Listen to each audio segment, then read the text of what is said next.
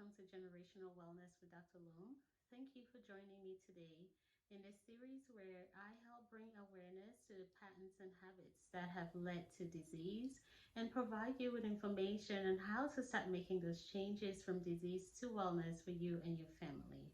Thank you again for joining me today. Please subscribe, like, share with anyone you think will benefit from this topic.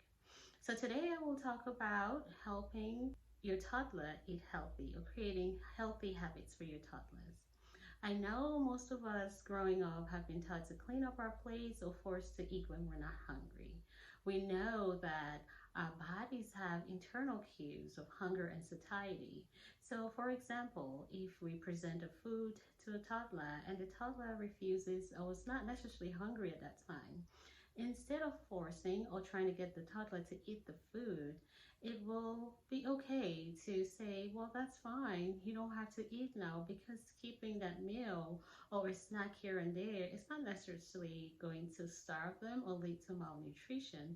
But we can gently remind them that your next meal is going to be at a specific time, and the only thing you're going to get between the meals is water. So how can we help our toddlers to create those healthy habits or eating habits? We can do that by one, scheduling meal times, and two, providing only water and not sugary beverages in between meals. Like, so no milk or no sodas or no juices in between meals. So what does scheduling do?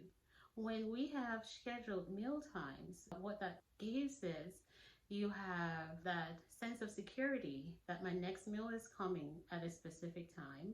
That takes away the pressure from mealtime, and also it takes away the pressure, or it takes away that hunger tantrums where we get to a point where we've gone for such a long time without eating, and then we have those hangry cries and the hunger tantrums and stuff.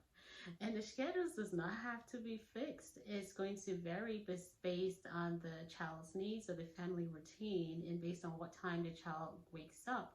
As long as it's eating anywhere between 2 to 3 hours in between meals, right?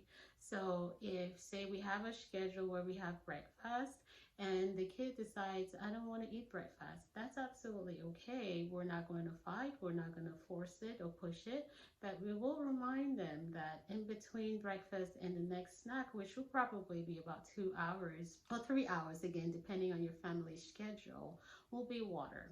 So why water only?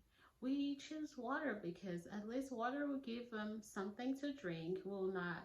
They're not going to get dehydrated, but also it's not going to fill them up, because what most of the sugary beverages and milk are filled with those calories. So in essence, what they're doing is they're drinking the calories, and when they're full from that, during the next mealtime, they're not going to be hungry enough. And then you still have that same toddler who refused breakfast, denying a snack or denying lunch.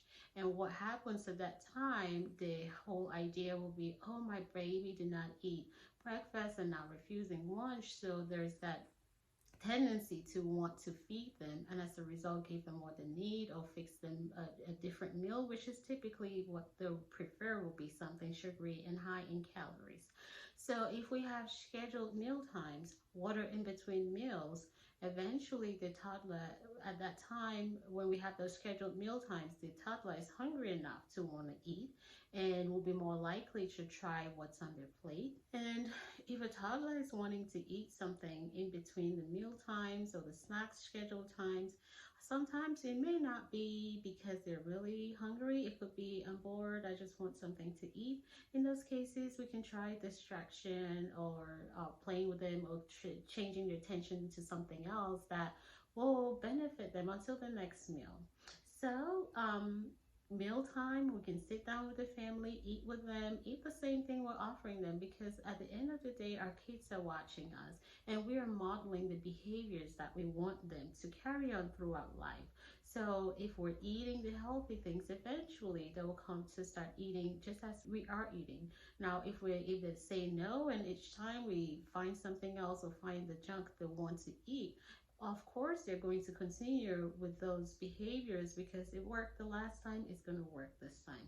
So we can try scheduling meal times, sitting down and eating the healthy options in front of them, and then also offering water in between meals. So try those. Let me know how they go. Thank you again for watching. Don't forget to subscribe, like, and share with someone else. Leave your questions and comments in the comment box. Let me know what you want to hear about. I'll talk to you next time.